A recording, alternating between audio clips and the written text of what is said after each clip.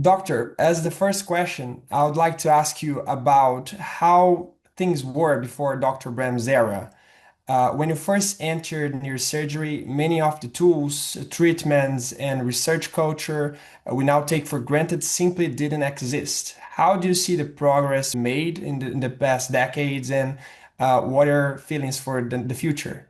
Well, the change has been remarkable, of course, as you point out, and it's easy to reminisce and say what it was like, when I was a medical student in 1978, where CT was just being introduced and there was no MR, um, and the microscope was being used in a few centers. It was being used at Hopkins and a few other places.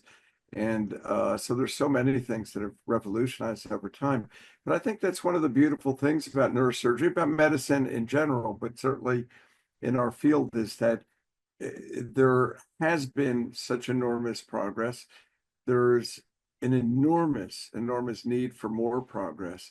And so while we can pat ourselves on the back that things have changed and improved so much, we fundamentally still are not curing most of the problems that people come to us for.